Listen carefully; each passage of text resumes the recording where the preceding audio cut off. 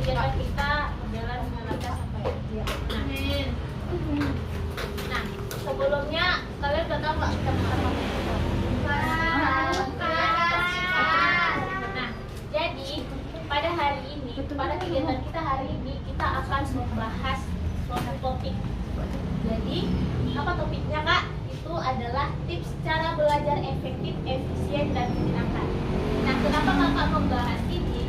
Karena kita masih banyak, sebagian dari kita mungkin belum tahu gimana cara belajar yang baik untuk kita, gimana cara belajar yang nggak bosan untuk kita, gimana cara belajarnya biar menyenangkan untuk kita, agar kita bisa menjawab pertanyaan ketika kita dalam ujian. Apalagi kalian sudah mau ujian kan? Ya. Kapan ujiannya? Senin. Nah, Senin. Nah, artinya kita tahu teknik-teknik apa, gimana caranya, tipsnya agar kita bisa belajar dengan efektif, efisien, dan menyenangkan. Tahu nggak apa beda efektif dan efisien? Efektif tuh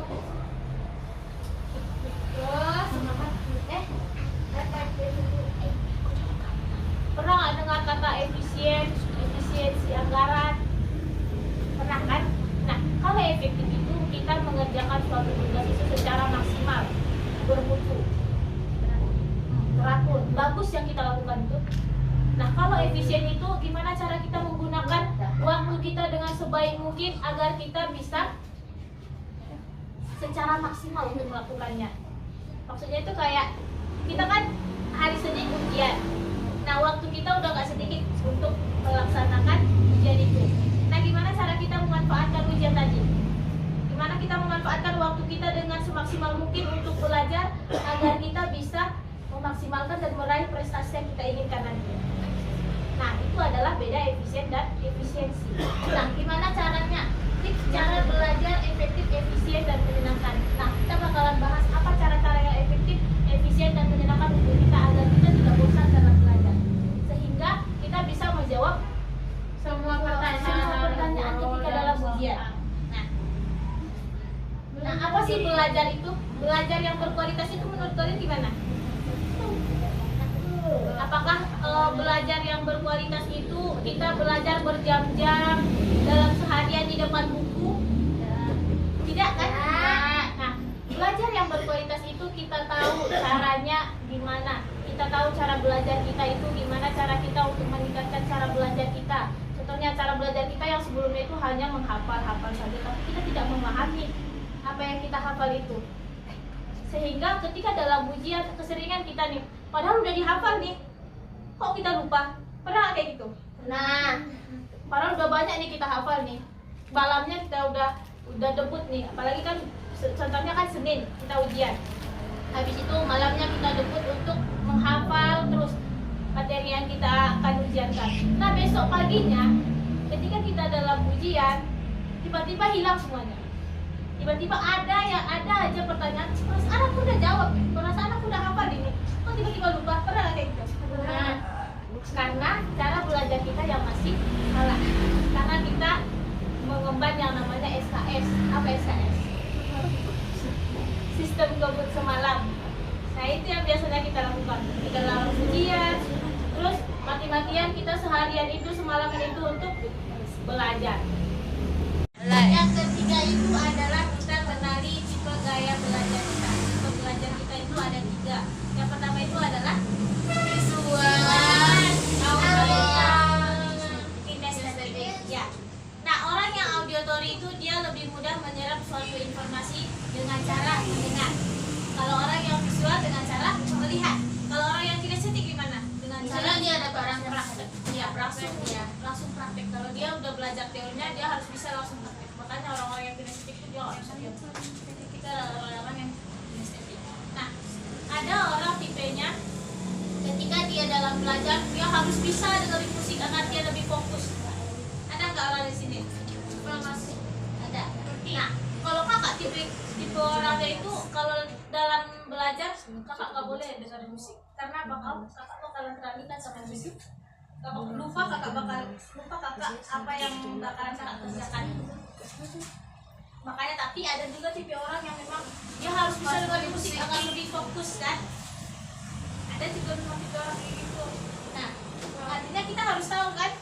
Contohnya kakak berarti kakak nggak bisa ketika dalam belajar harus dengar musik. Nah, makanya biar fokus kakak nggak mau dengar musik sambil belajar. Dipaksa pun bakalan nggak bisa. Nah, kalau kita memang tipe orang yang bisa dengar musik ya dengar musik. Biar kita lebih fokus. Nah, kadang kita tidak bisa mendapatkan hasil yang maksimal saat ulangan atau ujian. Itu bukan karena kita tidak bisa, tapi kita nggak tahu cara belajar yang bagus untuk kita. Gimana cara belajar yang bagus untuk orang-orang yang auditory? Gimana cara belajar yang bagus untuk orang-orang yang kinestetik? Gimana cara belajar yang bagus untuk orang-orang yang visual? Nah, kalau yang visual itu cara belajarnya biasanya dia lebih suka melihat hal-hal yang media-media berwarna-berwarna. Contohnya media pembelajaran itu orang-orang yang visual, dia sangat suka melihat media-media pembelajaran. Bisa kita gunakan di YouTube atau apa gitu. Kalau orang yang auditori dia lebih suka mendengarkan ceramah. Cara orang menjelaskan materi itu dengan ceramah itu orang-orang yang auditori. Kalau orang yang estetik, pokoknya kalau dia udah paham, dia lebih paham lagi kalau langsung dipraktekin. Makanya orang-orang yang kinestetik itu lebih suka olahraga. Itu yang orang yang kinestetik. Nah, yang ketiga, yang keempat itu adalah kita buat catatan. Ya. Dan yang kelima itu kita belajar dengan orang lain. Nah, dengan merangkum materi itu akan menguatkan daya ingat kita. Sampai sekarang kakak aja ya kalau belajar itu masih buat catatan. Untuk ngejelasin sama kalian aja kakak masih buat catatan. Makanya kalau kita buat catatan itu melatih daya ingat kita dan konsentrasi kita. Tujuan dari kita membuat catatan. Yang kelima itu adalah kita belajar dengan orang lain. Maksudnya gimana? Diskusi baik dengan orang lain. Contohnya ada yang memang hal yang mau kita bahas, kita diskusikan. Kita hargai pendapat kawan kita. Jadi kita sama-sama belajar. Belajar dengan teman sekelas ataupun anggota keluarga itu bisa menjadi salah satu poin penting untuk mempermudah kita dalam memahami bahan pelajaran secara efektif. Nah, yang kedua itu adalah kita ciptakan lingkungan yang mendukung. Nah, kita cari tempat yang nyaman untuk kita. Kalau kita mencari tempat yang ketika dalam belajar itu masih ribut, coba bayangin kamu di kelas ketika ada semuanya ribut, kamu lagi dalam fokus dalam belajar, mana fokus kamu? Gak bisa kan? Kalau dalam kebisingan ketika dalam belajar di kelas, orang ribut, kita lagi fokus di depan, orang ribut di belakang, gak bisa gak fokus kan? Emosi kita jadi. Makanya mencari tempat yang nyaman untuk belajar itu sangat penting. Nah, yang ketiga itu adalah kita jaga kondisi tubuh. Olahraga dengan olahraga. Dimana olahraga itu membuat otak kita jadi segar, badan kita jadi sehat dan bugar. Nah, dengan kondisi tubuh yang sehat dan bugar itu akan membantu kita mempermudah dalam konsentrasi dalam belajar. Makanya olahraga itu sangat penting. Makanya kita bisa kalau hari minggu kan kita bisa olahraga. Tahu jalan sore, suka olahraga. Nah, minum air putih. Nah, banyak-banyak minum air putih. Karena air putih itu sangat penting. Ini untuk menyehatkan tubuh kita. Ini berfungsi untuk mengembalikan konsentrasi, membuat badan kita lebih segar. Ya kan? Berapa seharusnya kita minum air putih dalam sehari? 2 liter. 8 gelas. Itu seharusnya kan? Itu membuat badan kita sehat, membuat konsentrasi kita lebih meningkat. Itu adalah fungsi air putih ini. Nah, yang paling penting ini teknik-teknik metode belajar yang bisa kita gunakan. Ada nanti 4 teknik yang bakalan kita bahas. Yang pertama itu adalah Feynman, teknik Feynman. Nah, boleh kamu catat teknik Feynman. Nanti bakalan ada quiz. Jadi nanti teknik-teknik ini apa? Ya, boleh kamu catat ini teknik-teknik. Nanti kamu bisa gunakan teknik ini apalagi kalian mau ujian. Nah, teknik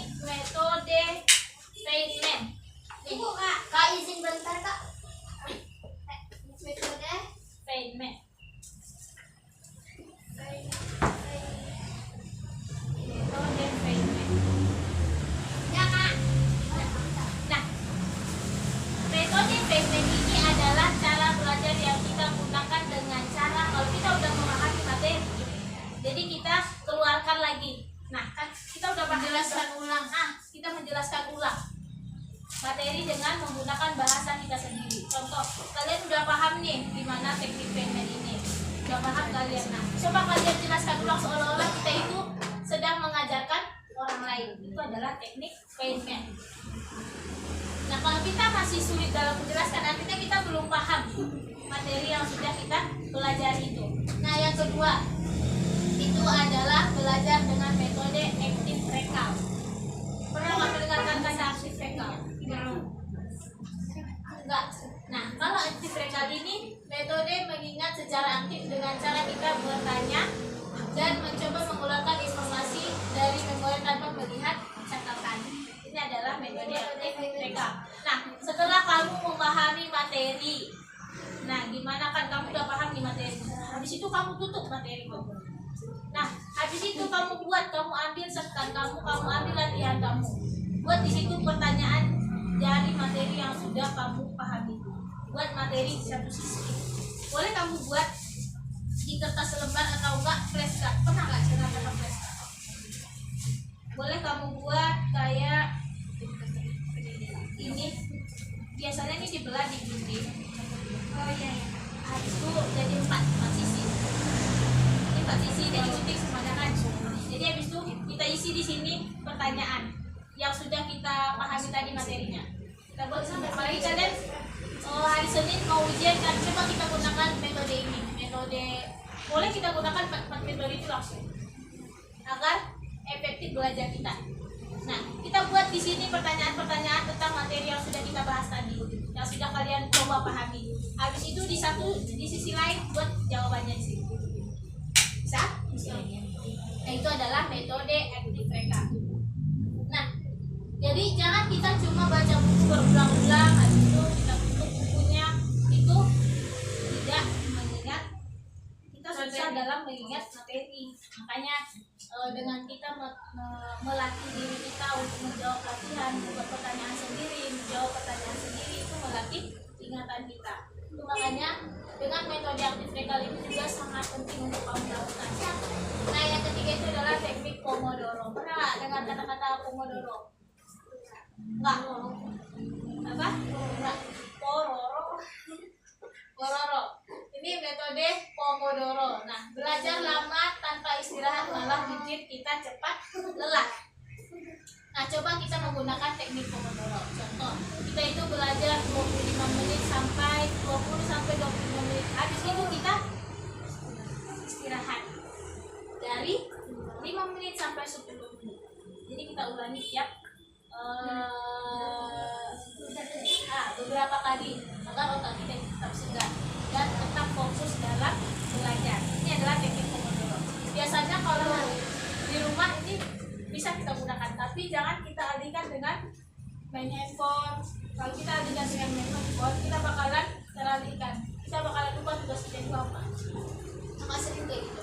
Tapi kakak juga gimana cara kita mengontrol diri kita agar kita tidak teralihkan oleh HP kita, ya kan? Nah, ini adalah metode Pomodoro. Nah, yang keempat itu adalah metode mnemonik. Pernah nggak dengar kata metode mnemonik? Nah, ini adalah asosiasi kata kunci. Gimana caranya? Cara belajar yang kita gunakan dengan cara mencari kata-kata yang unik, singkatan-singkatan yang unik. Seperti yang kakak bilang tadi, itu SKS. Cepat, apa kebacaannya? Nah, sistem tersebut semalam. Nah, contohnya orang-orang kalau kita waktu kecil itu biasanya kita lakukan untuk menghafal warna apa? Mejiku hibi niu. Mejiku hibi niu. M-nya apa? Merah, jingga, kuning, hijau, biru, hitam, ungu. Nah, jadi kita lebih mudah mengingat warna tadi kan? Itu biasanya kita gunakan. Nah, gimana cara kita? Contohnya materi kalian adalah percaya diri. Apa yang bisa kalian lakukan? Apa kata-kata atau contoh yang bisa kalian lakukan untuk mengingat materi percaya diri? Atau enggak seksi kita ini?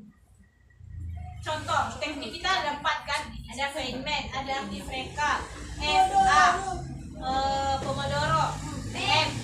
FAN sama Pomodoro kan kak? Pomodoro. P. Oh iya. FP sama mnemonic.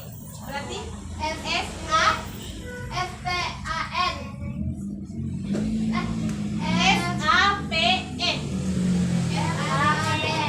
Ya. Ya kan? Boleh kamu gunakan yang memang lebih mudah kamu ingat. Itu adalah teknik mnemonic. Jadi kita buat singkatan ataupun cerita unik untuk mengingat informasi agar lebih mudah. Nah, coba kamu ingat lagi. Aku mau. Ini apa tadi? Aku mau. Nah, sekarang kita isi ini LKPD dari materi yang sudah kita bahas tadi. Cari aku. Nah, Cari aku. jadi Cari tulisan yang di samping.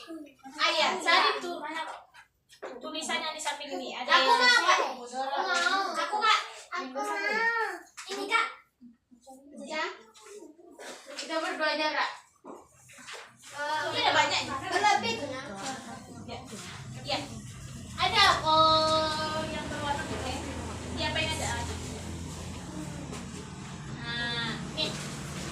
Gimana dia apa di garis atau di garis? Ya. Aku. Apa? Ya. Ini catat aja kan kak?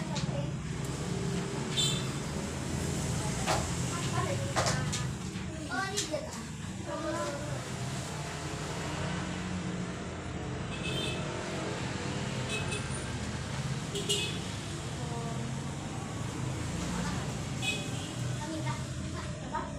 Ya.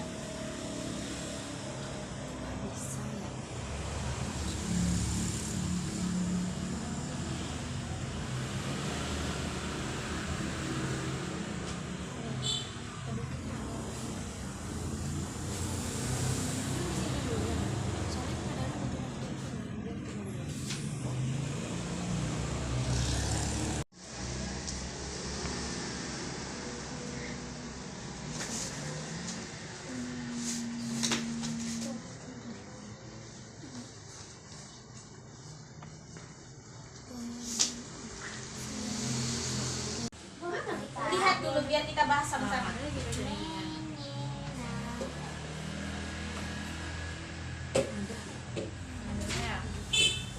Nah, gimana sih? Udah dapat semuanya. Nah, yang efisien kita dapat. Yang mana efisien? Bawah kiri. Bawah kiri. Ya, efisien. Nah, apa tadi efisien?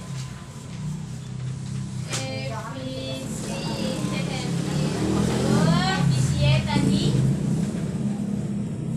gimana cara kita memanfaatkan waktu sebaik mungkin dengan hasil yang maksimal. Nah, kalau yang Pomodoro tadi, Pomodoro kak. yang mana Pomodoro? Pomodoro Belajar sampai 20 sampai 50 menit, terus istirahat dari 10 sampai 15 menit. Nah, betul. Itu adalah teknik yang bisa kita lakukan dengan cara kita mengatur waktu kita dengan istirahat kita. Contoh, dengan belajar kita itu dari 20 menit sampai 25 menit. Habis itu kita istirahat dari 5 menit sampai 10 menit. Ya kan? Nah, sudah dapat semuanya yang Pomodoro? Nah, letaknya yang mana? Nah, sekarang itu adalah payment. Ada dapat payment. Di mana letak payment? Oh iya.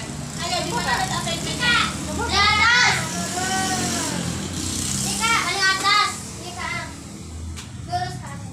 Lurus Ke atas. atas. Nah, apa tadi teknik payment? Cara belajar dengan cara menjelaskan ulang dengan pikiran sendiri. Ah, betul.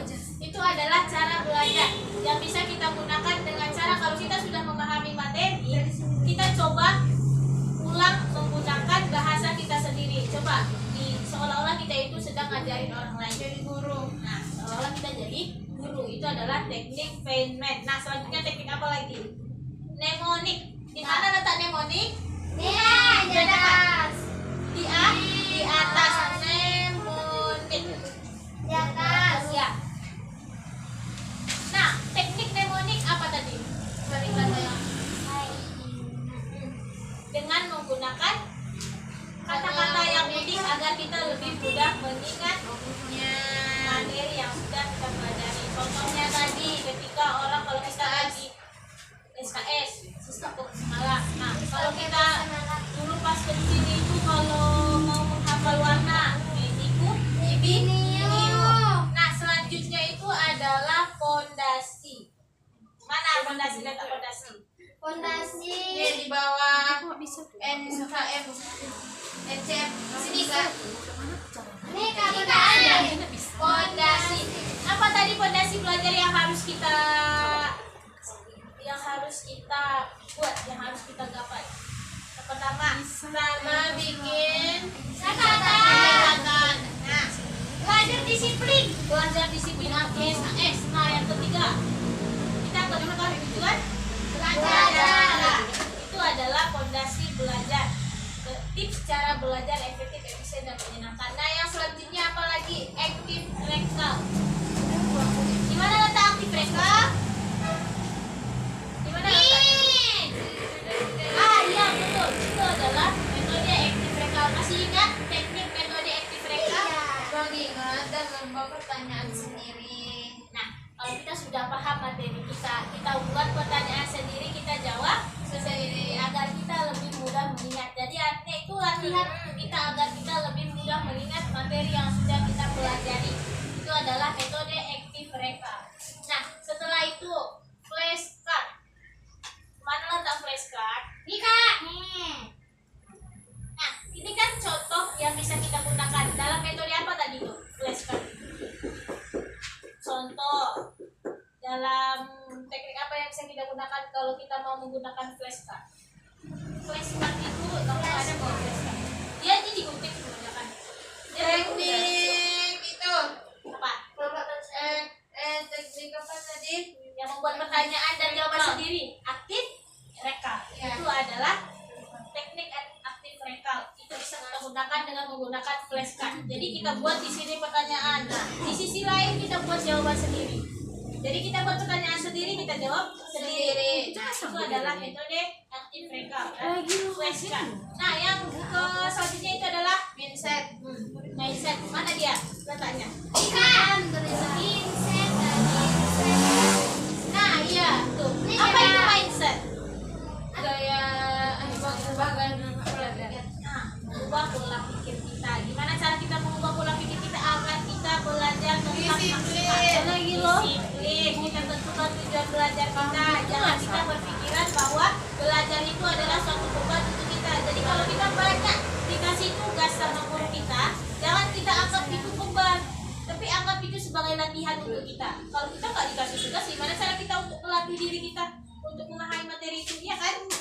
Nah, selanjutnya itu adalah gaya belajar. Di mana letaknya? Iya, di barisan ketiga. Barisan ketiga. Apa tadi gaya belajar? Cara belajar kita. Ada tiga. Terus kinestetik, audio, visual, kinestetik, auditorik itu adalah gaya belajar yang umumnya bisa ada. Dan biasanya kita ada beberapa orang yang dia memang gaya belajarnya visual, ada beberapa orang yang auditorik, dan ada beberapa orang yang kinestetik. Nah, selanjutnya itu yang menyenangkan. Mana dia letaknya? Dia ke bawah ya. Atau tadi apa dari bawah ke atas. Gimana cara belajar agar kita belajar dengan cara menyenangkan dan gak bosan? Itu adalah yang menyenangkan. Nah, selanjutnya yang efektif. Efektif yang paling bawah, barisan kedua dari bawah ya. Efektif. Apa tadi efektif? gimana kita belajar mendapatkan nilai yang bagus, Memuaskan, hasil yang maksimal, terus dia bermutu, ya kan? Ya, Itu efektif. Nah, dari materi kita, dari sudah kita bahas dan kita sudah jawab semuanya LKPD ini. Dan sekarang dari semuanya yang sudah kita bahas, dari tips-tips cara belajar, habis itu teknik-teknik belajar yang sudah kita gunakan tadi, ada 4 teknik. Ada teknik eksperimental, ada teknik Feynman, ada teknik Pomodoro,